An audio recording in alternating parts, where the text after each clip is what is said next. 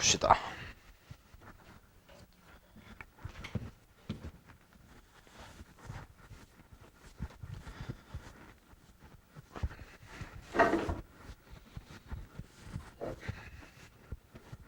이제 그 도형의 방정식 단어는 제일 어려워요. 수학상에서 제일 어렵고, 그 다음에 많이 쓰여요. 수능에서 많이 쓰이니까 여러분들이 좀 잘 정리를 해 두셔야 돼. 알겠지? 그래서 이제 거리부터 좀 살펴보도록 하겠습니다. 거리 공식부터 보시면은, 일단은 이제 거리라는 게 우리가 전체적으로 거리를 다 정리를 하면, 첫 번째는 점과 점 사이의 거리,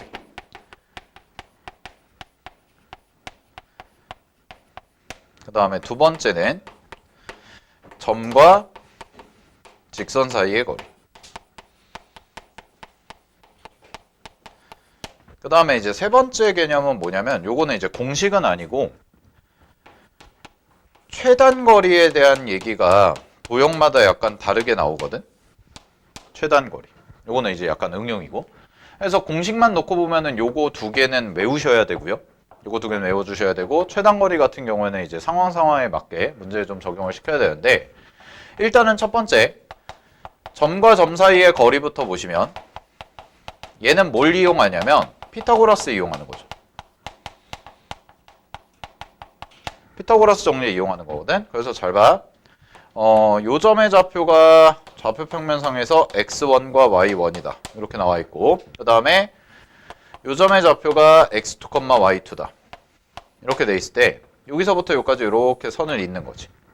그러면은 요거를 우리는 거리라고 얘기를 하죠. 그러면 점과 점 사이의 거리, 즉 요 d라는 것을 구하는 방법은, 얘는 피타고라스의 정리를 이용하니까 잘 봐. x축에 평행하게 선을 하나 딱 긋고 y축에 평행하게 선을 하나 딱 그으시면 직각삼각형이 만들어져요. 그러면 얘는 요 점의 좌표에서 요 점의 좌표를 빼주는 거죠. 그래서 x2에서 x1을 빼줘. 그 다음에 요 점의 좌표에서 요 점의 좌표를 빼줘요. 그래서 y2에서 y1을 빼줘. 이렇게. 그러면 거리 d는 피타고라스 정리 쓰면 루트 x2-x1의 전체 제곱 더하기 y2-y1의 전체 제곱과 같습니다. 그래서 이렇게 정리가 되죠. 이게 이제 점과 점 사이의 거리야. 아니, 점과 점 사이의 거리. 자, 정리하시고, 그 다음에 이제 두 번째는요, 점과 직선 사이의 거리인데, 요거는 이제 교재상에 어디 있냐면, 점과 점 사이의 거리는 92페이지에 있었고요. 점과 직선 사이의 거리는 103페이지를 펴보시면 있습니다. 103페이지. 자, 103페이지를 펴보시면 있는데, 거기에다가 이제 별표 5개 치시고, 엄청 중요합니다. 그러면 점과 직선 사이의 거리는, 자, 요 점이 이렇게 나와 있고, x1, y1이다. 하고 이렇게 정리가 돼 있는데, 여기에서 직선이 이렇게 지나가는 거야. 직선이 이렇게 지나가고 ax 더하기 by 더하기 c와 같습니다. 이렇게. 이런 식으로 직선을 정리를 해줘요. 그러면 여기에서 이제 나오는 요 점에서 요까지의 거리, 수직이죠. 자, 수직으로 들어가는 요 거리. 얘를 구해보시면 요 공식은 어떻게 되냐? d는 루트 a제곱 더하기 b제곱 절대값 ax1 더하기 by1 더하기 c와 같습니다. 그래서 이렇게 정리가 돼요. 됐죠? 외우셔야 돼. 알겠니? 자, 그러면 어차피 우리가 이거를 무슨 뭐 고등학교 1학년 문제를 심화된 걸 푸는 게 아니니까 요거를 이제 수능에서 어떻게 써먹을 거냐인데, 그럼 이게 수능에서 어떻게 나오냐를 볼게요. 수능에서 대표적으로 많이 나오는 게 이런 거거든. 자, 봐봐. 그냥 참고사항으로 보시면 3차 함수에서 3차 함수 위에 점이 하나가 있어. 3차 함수 위에 점이 하나가 있고, 그 다음에 어떤 직선까지가 있는데, 이 직선까지의 거리의 최소값, 점으로부터 직선까지의 거리가 최소가 될 때, 뭐 이런 식이 나오거나, 아니면은 뭐 삼각형의 넓이의 삼각형의 넓이가 최대가 될 때. 뭐 최대, 최소. 뭐 이런 애들. 이런 데서 나온단 말이야. 그러면 기본적으로 내가 모의고사에 나왔던 그림을 하나 그려드릴게요. 잘 보세요.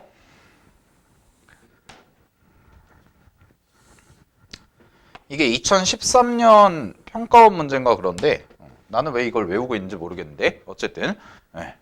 한번 그려볼게. 자, 봐봐. 3차 함수가 여기가 원점인데 3차 함수가 이렇게 그려지는 거야. 일부분이. 되니? 이렇게 일부분이 그려지고요. 그런 다음에 어딘가에서 요 점에 여기에서 해가지고 요 점에서 삼각형 선이 하나가 이렇게 그려져 있어. 이게 고정된 선이. 그 다음에 여기가 뭐 대충 숫자는 기억 안 나는데 뭐 대충 이 정도라고 잡을게요. 0과 2 사이에서 왔다 갔다 하는 거야. 0과 2 사이에서 왔다 갔다 하는 점 P가 있대. 요 위를 왔다 갔다. 그랬을 때 여기를 A라고 하고 여기를 B라고 하고 요 위를 왔다 갔다 하는 점 P가 있을 때 문제는 이렇게 물어보는 거죠. 삼각형 ABP의 최대값이 얼마냐? 넓이의 최대값이 얼마니? 이렇게 물어본 거야. 그럼 이거를 어떻게 푸냐? 자, 잘 봐. A부터 B까지라는 것은 거리가 정해져 있죠. 얘네들은 움직이지가 않는단 말이야. 즉 노란색은 뭐가 돼? 고정이야. 그러면 삼각형의 넓이니까 삼각형의 넓이는 2분의 1 곱하기 밑변 곱하기 높이죠. 그러면은 요게 고정이야. 그럼 누가 최대가 돼야 돼? 높이가 최대가 돼야겠죠. 그럼 그 높이가 최대가 될 때는 언제냐면 이제 요거는 수투 가서 배우실 건데 높이가 최대가 될 때는 언제냐면 이 직선의 기울기와 평행한 즉 직선의 기울기와 같은 접선을 하나 찾아요. 그럼 이 접선 찾는 건 뭐야? 미분을 하면 되죠. 미분하면 접선의 기울기니까. 오케이. 그러면은 요 접선의 기울기 찾아서 요 접점의 좌표를 찾아. 그러면 여기에서 요 노란색까지 요렇게 내렸을 때, 요 내렸을 때가 바로 뭐가 돼? 가장 높이가 크겠지. 됐니? 자, 생각해봐. 만약에 P가 여기 있어봐. P가 여기 있으면 여기서 삼각형에다가 수선을 딱 내려. 높이가 요만큼밖에 안 되잖아. 그럼 제일 커질 때가 언제라는 거야? 제일 커질 때가 바로 접할 때라는 거야. 이렇게. 그래서 여기서 생기는 삼각형에 뭐가 생기냐? 뭐 이런 식으로 삼각형이 생기는 거지. 이렇게.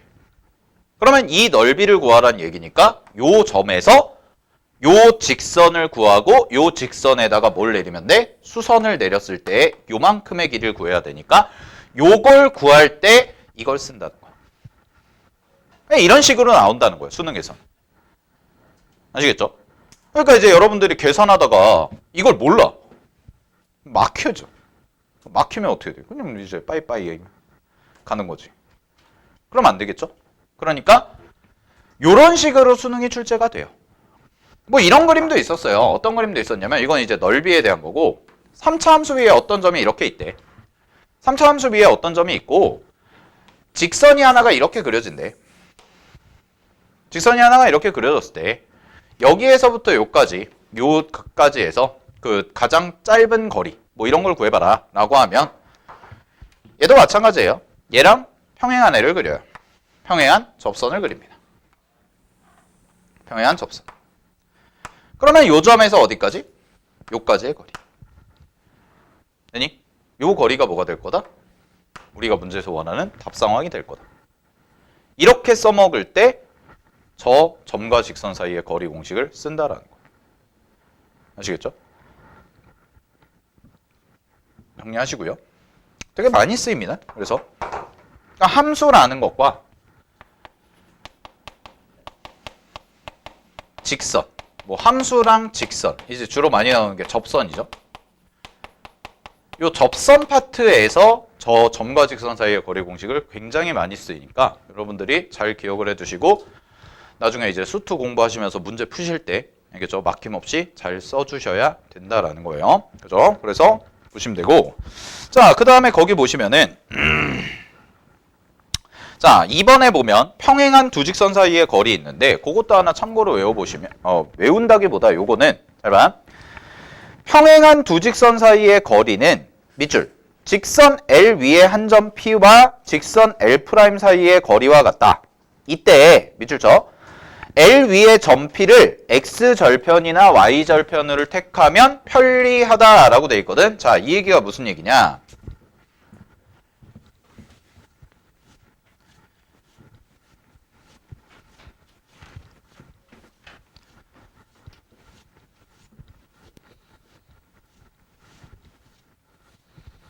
자, 볼게요. 일로 와봐. 이렇게랑 이렇게 평행하대. 두 직선이 평행한 거야. 그러면 두 직선이 평행하다는 얘기는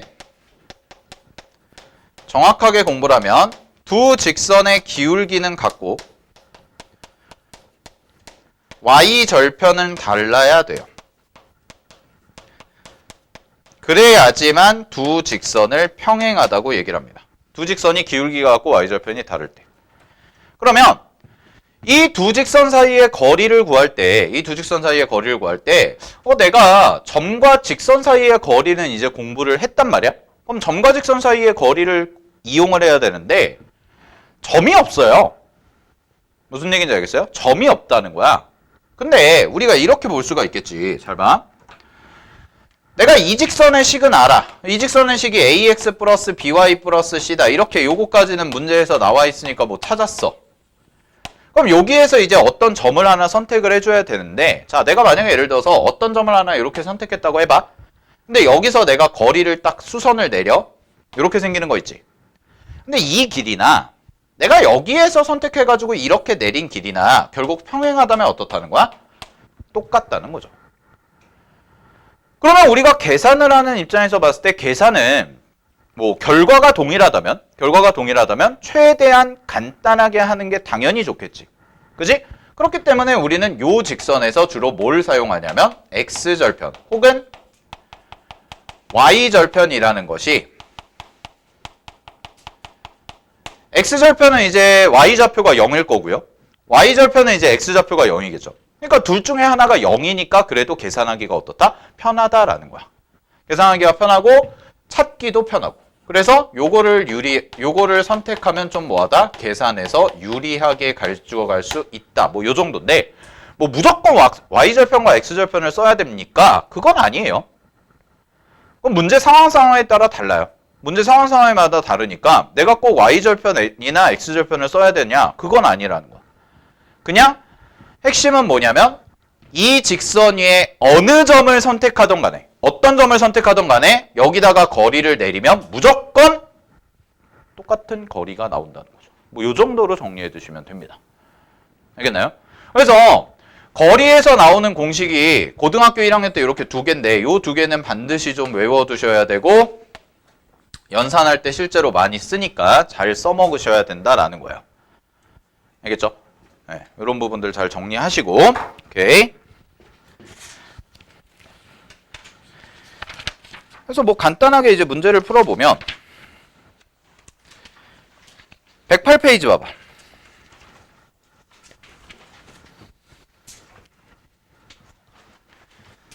자, 108페이지에서 이제 대표유형 5번을 그냥 간단하게 풀어볼게요. 연산 연습. 대표유형 5번을 보시면 갑니다. 4x-3y-1은 0에 평행하고, 자, 거기까지 끊어. 그러면 L이라는 직선이 4x, 그 다음에 마이너스 3y, 마이너스 1은 0이다 라고 나와 있는 요 직선인데, 요 직선에 평행한 L을 구하라는 거 아니야? 그럼 요 직선에 평행한 N은 x의 개수와 y의 개수가 서로 같아야 돼요. 같아야 돼서 4x-3y라고 써지고, 요 절편 있잖아, 요 좌표, y좌표만 다르게 세팅을 해주면 돼요. 이렇게. 되나요? 자, 그런 다음에 볼게. 여기에서 L과의 거리가 2인, L과의 거리가 2인 직선의 방정식을 뭐 해라? 모두 구해라 라는 거야. 그러면 요 직선과 요 직선의 거리가 지금 얼마가 돼야 돼? 2가 돼야 돼. 근데 얘는 미지수잖아요. 아직 모르잖아. 그러니까 얘를 좌표를 하나 잡는데 X자리에다 뭐 대입할까? 뭐가 좋을까? Y절편 찾을까요? Y절편? X자리에다 0 대입해봐.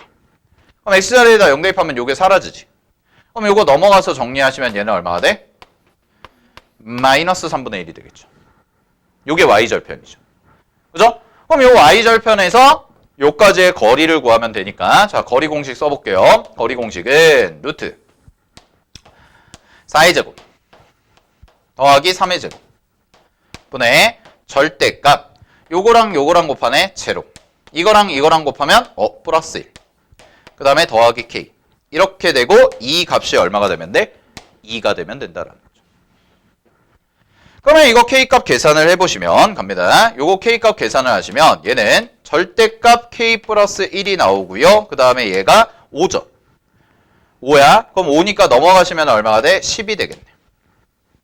따라서 k는 얼마가 되는 거야? 9가 되는 거고 또는 얼마가 돼요? 마이너스 11이 되면 되겠죠.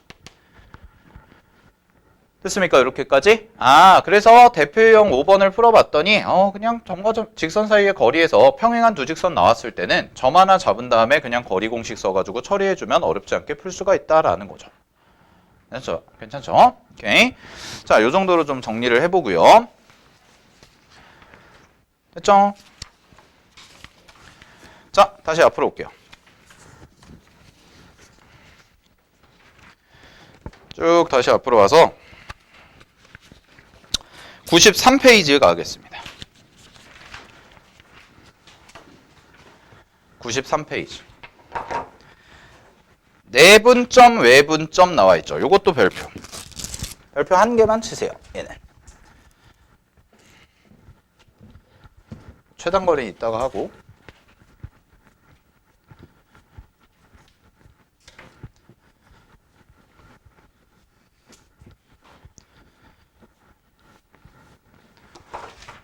자, 볼게. 내분점, 외분점.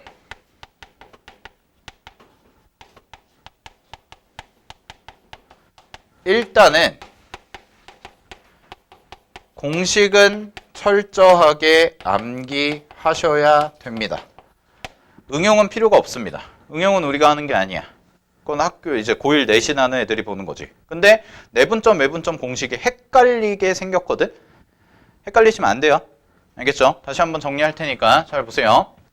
내분점, 외분점인데 자, 일단 내분부터 갑니다. 내분이라는 것은요. 선분이 이렇게 있어. 선분이 이렇게 있고 여기가 P라는 점인데 얘가 A고 B고 근데 얘를 3대 2로 비율이 3대 2로 내분을 하겠다 이거야. 자, 그러면 요때는 이제 어떻게 계산하냐? A라는 점의 좌표를 모르니까 x1, y1이라고 놓고요. B라는 점의 좌표 모르니까 x2, y2라고 놓으면 P라는 점의 좌표를 구하는 거거든? 좌표? 그럼 좌표를 구하니까 얘는 x좌표부터 갈게요. 3대 2죠. 근데 요거 생각. 3대 2랑 2대 3이랑 같니 다르니? 3대 2랑 2대 3은 같아 달라? 달라요. 선분 AB의 3대 2 내분점과 선분 AB의 2대 3 내분점은 다르다고? 쪼개는 지점이 달라? 알겠지? 그거는 체크하셔야 되고. 자, 그래서 순서 조심하세요. 자, 갑니다. 일단 3이랑 2를 더해. 내분은. 그래서 3이랑 2를 이렇게 더해. 자, 그 다음에 x좌표죠. 현재 위치가. 그럼 x좌표니까 얘랑 누굴 곱하냐? 크로스로 곱해야 돼. 대각선. 그래서 이렇게 곱해요. 즉 3x2 더하기 요렇게 곱해. 그럼 얼마야? 2x1 컴마 3 더하기 2분의 얘는 3y1 더하기 y2 2y1 이렇게 써주시면 됩니다. 요게 공식이야.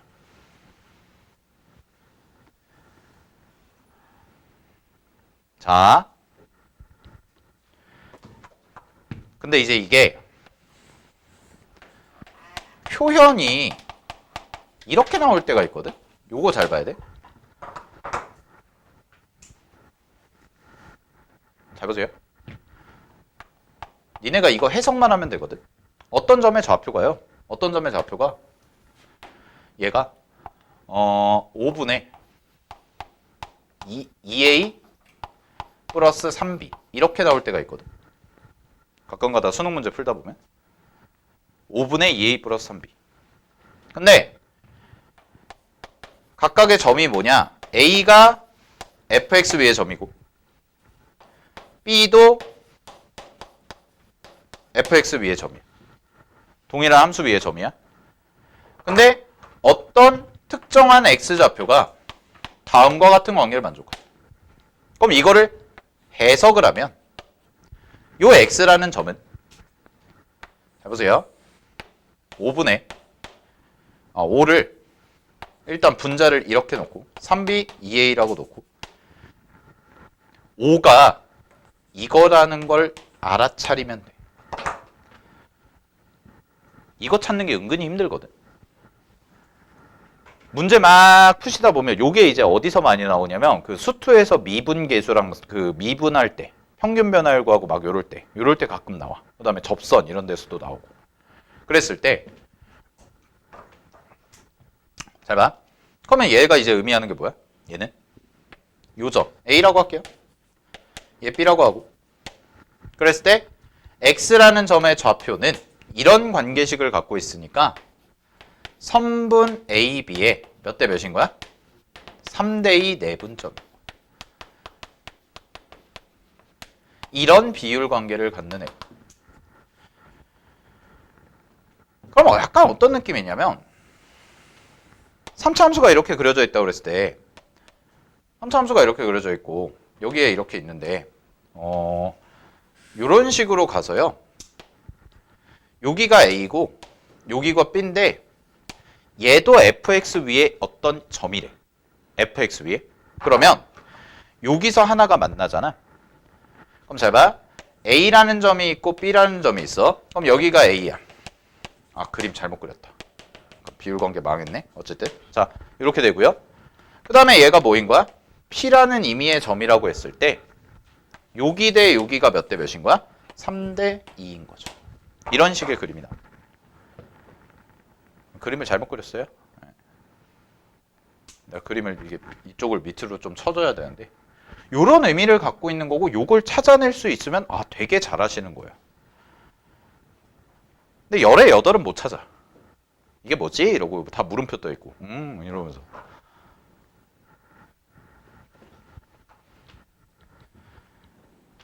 그러니까 이제 뭐냐면 잘 봐. 수학을 니네가 공부할 때 수학이 보통 우리 생각하면 2점짜리, 3점짜리 있고 그 다음에 이제 쉬운 4점짜리 있고 그 다음에 중킬러 킬러 있고 한데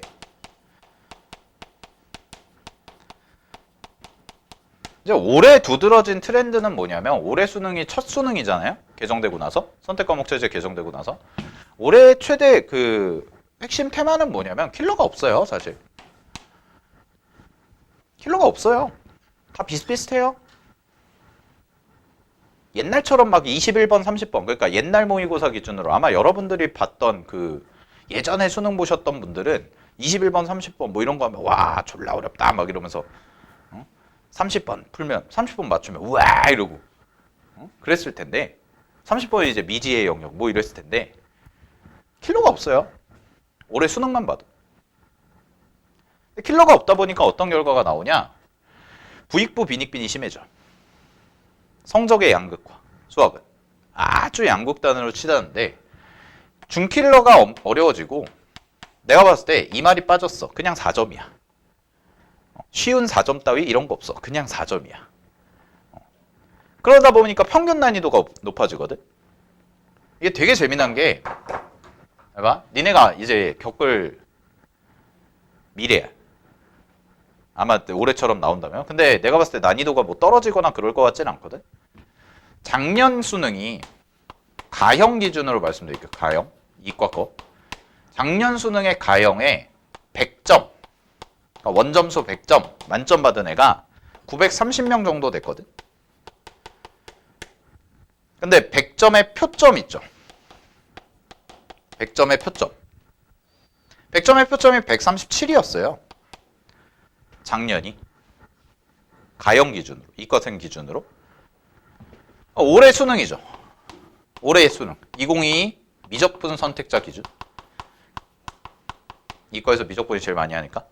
그리고 미적분이 표점이 제일 높았거든. 만점자 표점이. 왜냐면 선택 과목에 따라서 표점이 약간 달라. 최고 득점은. 그래서 미적분이 147이었고요.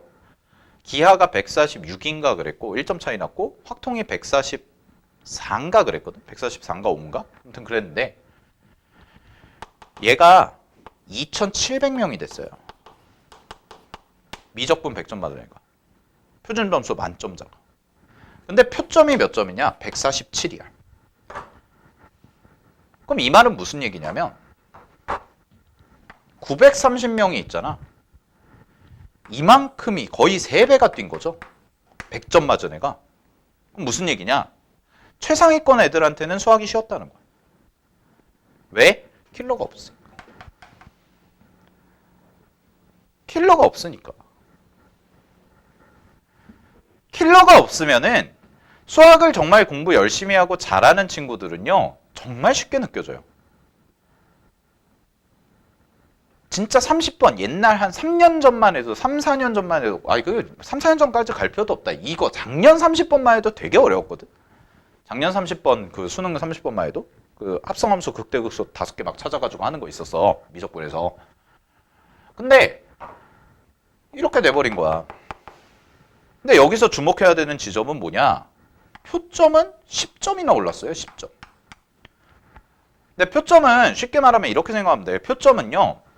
내 점수 기준, 내 점수에서 그냥 편하게 계산하는 걸 가르쳐 줄게. 내 점수에서 평균 점수 뺀 거에다가 100을 더하면 돼. 표점이. 내 점수가 예를 들어서 100점이야. 근데 전체 평균이 60점이야. 그럼 100에서 60을 빼면 40이잖아. 거기다 100을 더하면 돼. 그럼 140이야. 그래서 표점이 200점 만점이거든. 표점이 200점 만점이라는 건 무슨 뜻이야? 나 혼자 100점이고 다 빵점이야. 무슨 얘기인지 알겠어? 50만 명이 시험을 봤는데 나 혼자 100점이고 다 빵점이야. 그럼 100에서 0을 빼. 0점 얼마를 빼. 그러면 이제 200이 되죠. 200점 만점인데 200점 만점이 200점이 나왔다? 그러면 진짜 말도 안 되는 시험인 거죠. 그거는. 현실적으로 불가능한 시험이라는 거야. 근데 이렇게 나왔다는 얘기는 무슨 얘기야? 만점자가 3배가 늘었는데 표점이 10점이 늘어났어. 만점자 표점이. 그 얘기는 무슨 얘기야? 상위권은 몰리고 중위권은 박살났다는 얘기예요. 쉽게 말씀드리면. 무슨 말인지 알겠어요? 이게 이제 올해 수능의 트렌드란 말이야. 물론 문과, 이과 합쳐서 그런 것도 있어. 문과 친구들이 상대적으로 수학이 좀 약한 건 맞으니까. 그리고 문과에서는 여러분도 아시겠지만 수학을 안 하는 애들이 더 많아요. 니네 학교 다닐 때 생각해봐. 옆에 친구들. 피타고라스에서 수학의 지적 능력이 멈췄어. 그분 뵙고 빠이빠이 이러고 원의 방정식 들어가는 순간부터 애들이 오 막 이래. 아니면 뭐 이제 굳이 수학 안 봐도 되는 학교들 많으니까 뭐 이렇게 하고 그랬는데. 자, 그럼 여러분들이 이제 공부를 하실 때 이런 상황이야 현재. 넌 내년에 어떻게 될 거냐? 모르겠어요. 내년에 어떻게 될지. 평가원이 쫄아가지고 시험을 좀 쉽게 낼까? 그것도 아닐 것 같아. 시험은 그냥 비슷하게 나올 것 같거든. 뭐 물론 국어가 좀 과학감이 없지 않아 있었지만 수학은 내가 봤을 때 비슷하게 나올 거란 말이야. 난이도 자체는. 그러면 잘 봐. 니네가 수학 공부를 하잖아. 니네가 수학 공부를 해가지고 2점짜리, 3점짜리는 사실 이것만 합쳐도 48점이거든. 이게 48점이야. 4점이 총 13문제가 나와서 52점이고 그래서 더해서 100점인 거야. 그러면 이것만 놓고 봤을 때 일단 48점에 해당되는 건 뭐냐? 이게 진짜 그냥 기본적인 개념 알고 있냐? 이거예요. 기본적인 개념과 계산력. 이게 이제 1단계. 여러분이 이제 어떤 내용을 배웠어요. 수원이나 수투에서 뭐 지수로그를 배웠다고 쳐. 아니면은 뭐 수투에서 함수의 극한을 배웠어. 그럼 함수의 극한을 배우고 나서 내가 문제를 딱 풀었을 때 2, 3점짜리 풀렸을 때 잘 풀린다. 아, 그러면 나는 개념이 어느 정도 잡혀있다. 이 말이야. 근데 내가 3점짜리 문제를 풀었는데 3점짜리가 되게 버벅인다. 그러면은 아, 내가 좀 이런 부분 연습을 더 해야겠구나. 이거예요. 자, 그 다음에 번호대로 보면 공통과목이 1번부터 22번이잖아. 1번부터 22번인데 많은 친구들이 헤맸던 게 이제 어느 구간이냐면 올해 수능 바뀌고 나서 특히 이제 중위권 친구들이 많이 헤맸던 구간이 11번에서 14번이야. 여기가 마의 구간이야.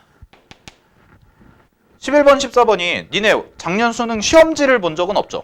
아, 수능 응시한 사람 손 들어봐. 응시. 시험장 가서. 봤어? 내리시고.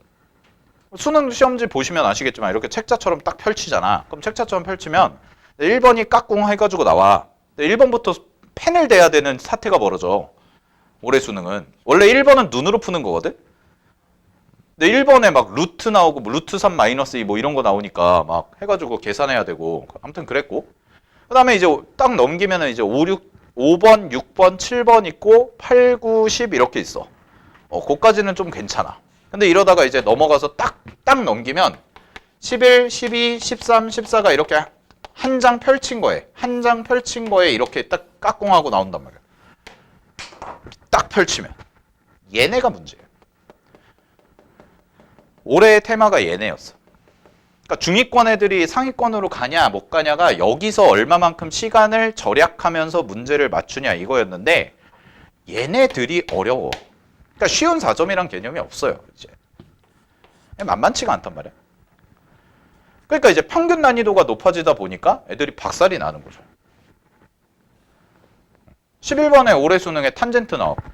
탄젠트 깍꿍 해가지고 탄젠트 한 번도 공부 안 했는데 막 그래프가 막 이렇게 그려져 있어가지고 애들이 보자마자 이러고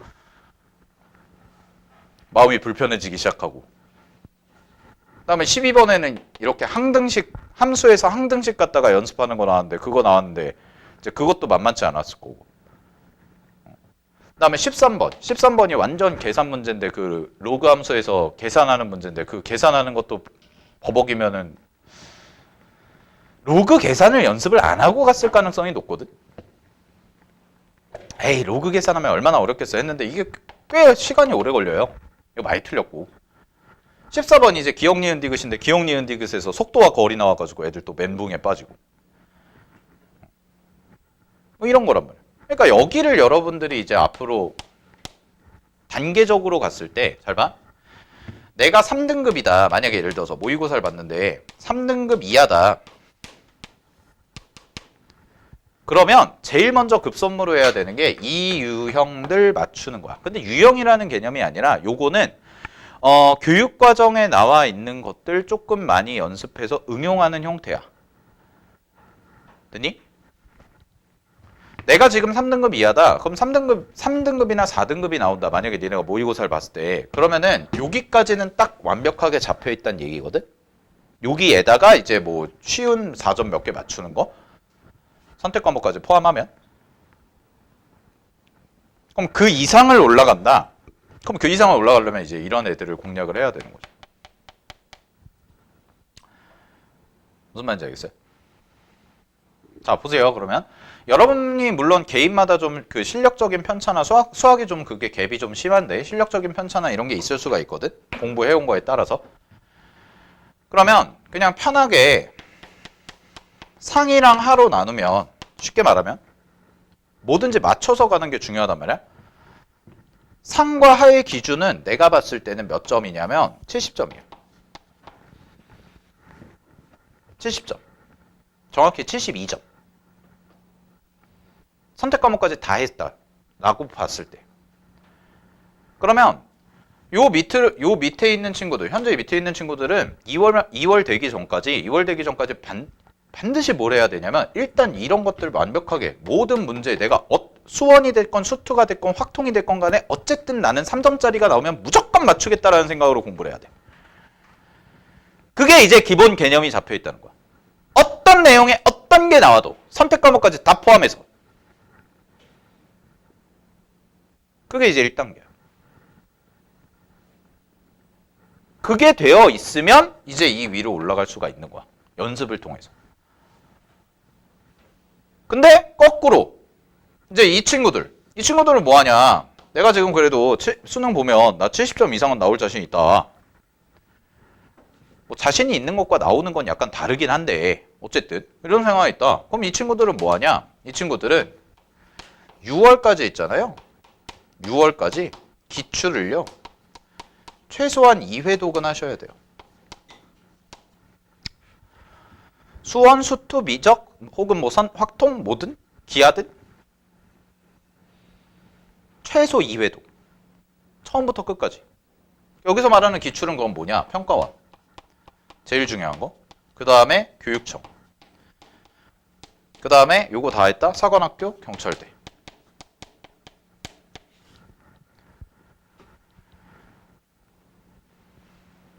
그렇게 해서 목표가 뭐냐? 그렇게 해서 6월 달에 목표가 뭐냐? 최소 84. 이 친구들. 최소 84야. 최소. 목표가. 6월 평가원에서. 그럼 이 친구들의 목표는 뭐냐? 현재 내가 이런 상황이다. 그럼 난이도가 올해와 비슷하다는 가정하에 이 친구들의 최소 목표는 76. 6월 달에. 그럼 76이잖아. 3등급 이내는 들어가. 알겠니? 어떤 선택 과목을 하든 간에 3등급 이내는 들어간다고. 76점이면. 잘하면 2등급도 뜰 거야. 난이도에 따라서. 그 다음에 84라는 건 1등급 컷이에요. 이게 최소예요.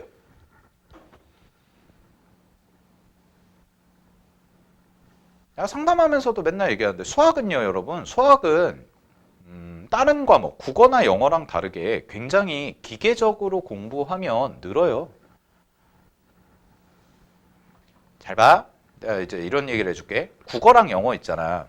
국어랑 영어는 뭐 내가 국어 영어 선생님은 아니니까. 근데 방법론적인 거를 많이 좀 강조하시고 뭐 기초적인 것부터 해가지고 차근차근 이렇게 가는 게 있죠. 그러니까 쉽게 말하면 니네가 물론 정말 기초 연습이 안 돼 있으면은 글이 안 읽힐 수가 있어. 그럼 이제 그거는 기본부터 차근차근 다져 나가면 돼. 근데 어느 정도 내가 기본기가 다져져 있다. 국어 영어 같은 경우에. 그러면은 사실은 뭐 글이 익히죠. 그러니까 국어 영어는 솔직히 말하면 시간이 없어서 틀리는 경우가 있고 아니면 내가 잘못 생각해서 틀리는 경우가 있지. 몰라서 틀리는 경우는 거의 없잖아. 그걸 자꾸 교정해 나가야 되는 문제인 거 아니야? 맞죠? 근데 수학은요, 단순해요. 수학은요, 알면 맞고요, 모르면 틀려요.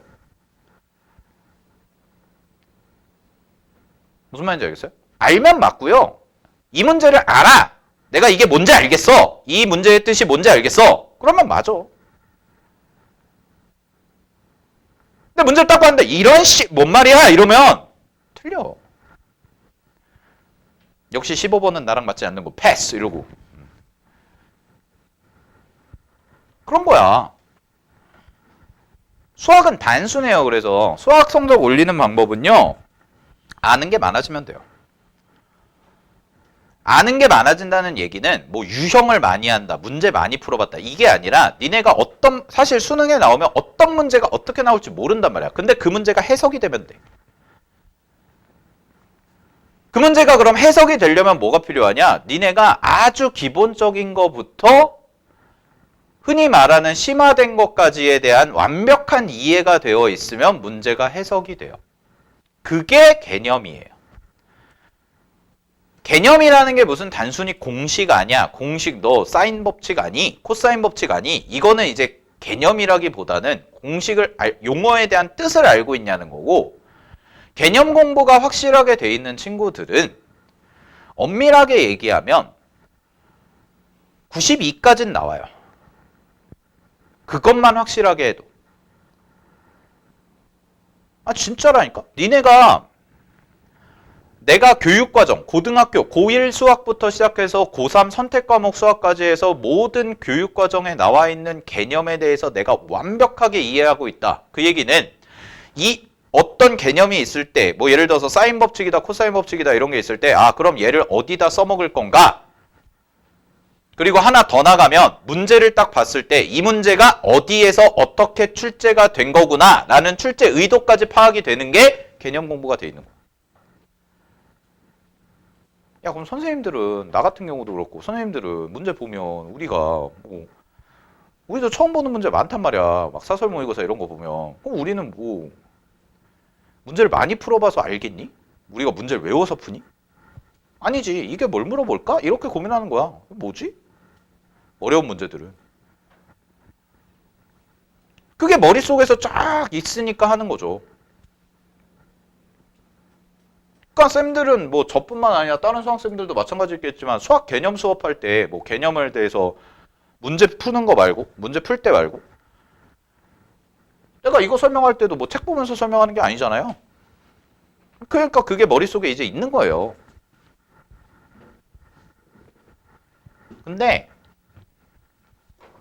어쨌든 간에 그래서 이런 식으로의 로직을 갖고 대략적인 틀을 갖고 수학 공부를 해 나가셔야 여러분들이 성적이 차근차근 우상향이 되는 거야. 올해 수능이 되게 좀 특이하게 나온 건 맞거든?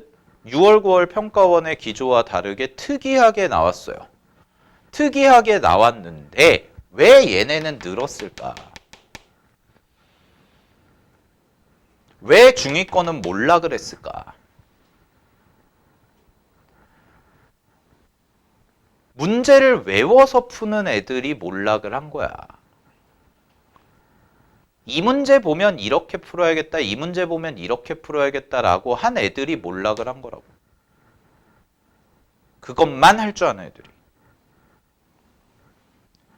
그러니까 스타일이 바뀌고 문제 스타일이 뭔가 확 바뀌니까 막힌 거죠. 알겠어요? 근데 얘네는 왜 늘었을까? 얘네는 그냥 하는 거예요. 그냥.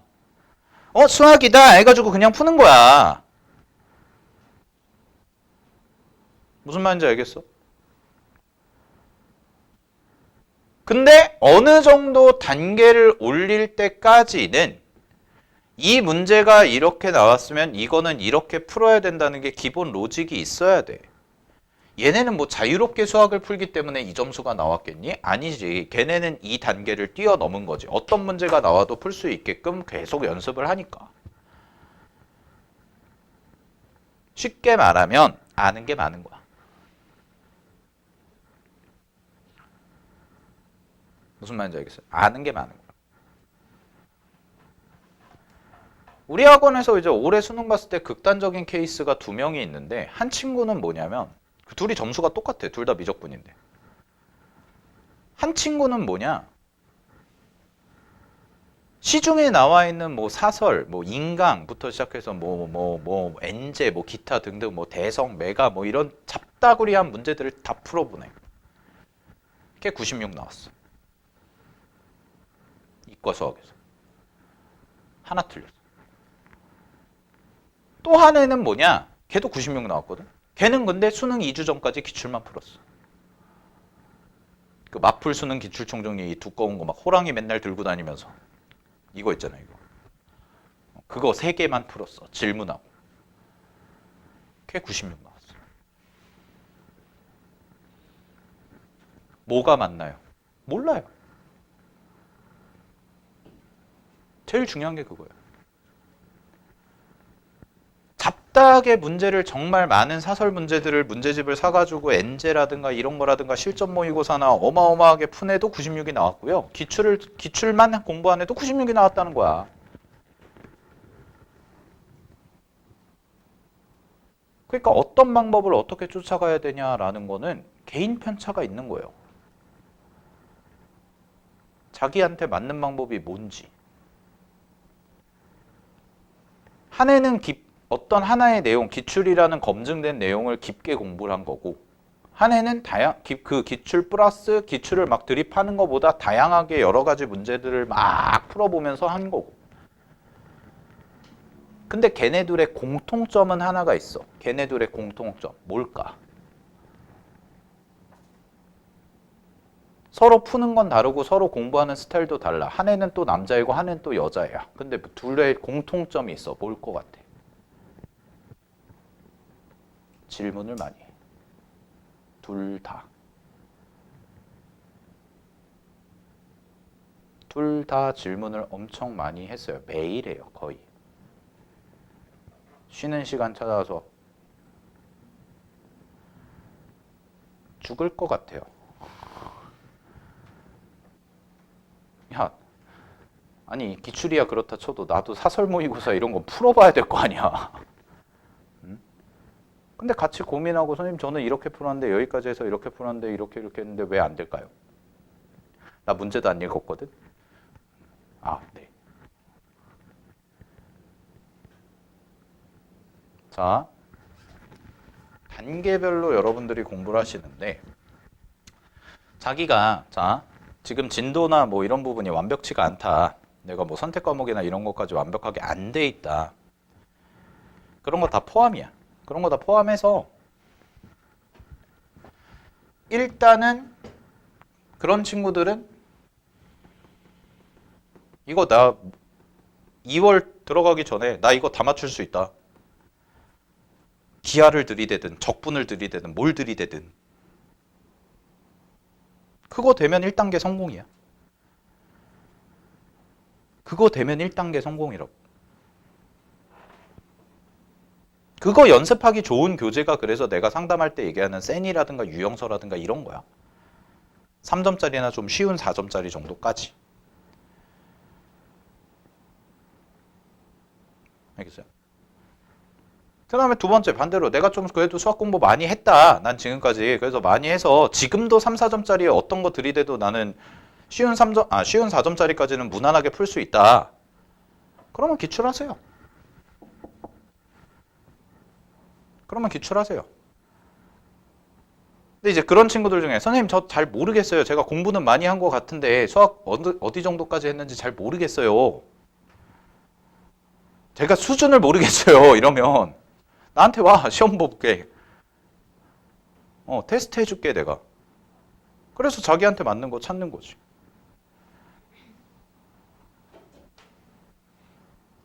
알겠니? 그게 니네가 오프라인에서 학원에 나와서 관리를 받고 해야 되는 이유예요. 그게 별게 아니라 그냥 막연하게 수업 듣고 복습하고 이게 아니라 아주 여러분들한테 하나하나 맞춰진 거를 할 수 있는 시기가 지금이야. 그리고 그게 온라인에서는 가능하겠니? 상대적으로 인프라가 좀 빈약하겠죠. 실제 면대면으로 보는 거랑 우리 같이 줌에서 모여볼까? 이런 거랑. 선생님 제가 잘 모르겠어요. 어디서부터 어떻게 해야 될지 모르겠어요. 오세요. 부를 거예요. 오늘 부를 건데. 그렇게 해야 돼요. 수학은요. 쌤이 수학 한 10년 가르치면서 느끼는 거지만 수학은요. 많이 알면 잘 봐요. 그거 하나예요. 그거 하나. 내가 또 하나 마지막으로 하나만 얘기해주면 재작년이죠? 아니잖아. 그치? 올해 수능 말고 작년 수능. 그러니까 올해 대학을 가네. 올해 초에 대학을 간 애가 그 친구도 여러분들처럼 조기선발반에서 이렇게 와가지고 처음부터 시작을 했단 말이야. 그 친구도 처음에 왔을 때 인수분해를 못했어요. 그 정도로 수학 공부가 공백이 심한 친구였어. 그래서 걔는 12월 달부터 진짜 조기선발반 때부터 계속 수학을 해왔단 말이야. 고1 수학 처음부터 해가지고. 근데 걔가 대학을 어디 갔냐? 숙대 갔어요. 수학이 마지막에 80점이 나왔어요. 76점이.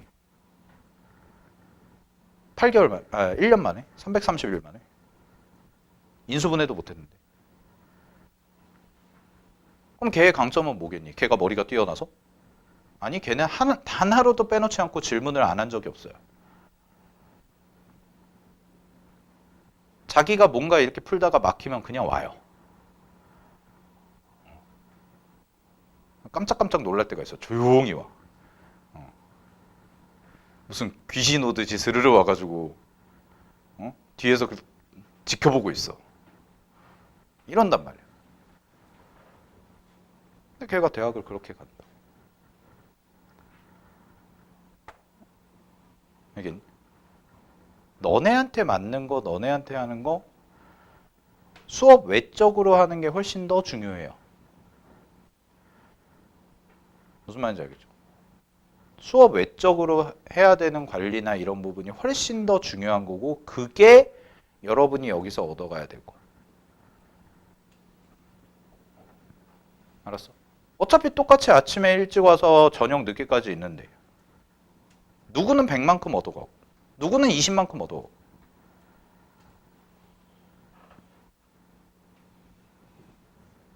그리고 그래야 바뀌어요. 알겠죠? 아무튼 그런 얘기를 하고 자, 거기 내분점, 외분점까지만 정리하고 쉬겠습니다. 보세요. 93페이지. 이제 내분점은 이게 공식이잖아. 얘도 공식 외우면 되는데 외분점 같은 경우는 밑에 보세요. 외분점 괄호 2번. 괄호 2번에 괄호 3번에 내분점은 뭐예요? 플러스였죠? 외분점은 뭐예요? 마이너스로만 바꿔주면 돼요. 똑같아요. 그지? 그거를 이제 좌표 평면으로 옮기면 옆에 봐봐. 94페이지. 94페이지에 보시면 좌표 평면 위에 선분의 내분점과 외분점이라고 해서 나와 있는 공식 있죠? 그 두 개. P라는 점이 무슨 점? 외분점. 내분점. Q라는 점이 무슨 점? 외분점. 이렇게 돼 있는 거지. 그 다음에 거기 2번 보시면 선분 AB의 중점이죠? 중점은요? 두 개 더해서 나누기 2죠. 두 개 더해서 나누기 2. 근데 그거를 이제 뭘로 인식하면 되냐? 1대1 내분점이에요. 1대1 내분점. 그래서 공식이 그렇게 나온 거야. 1대1 내분점. 됐죠? 거기까지 정리하시고 잠깐 쉬었다가요. 그 무게중심부터 나갈게요. 무게중심부터.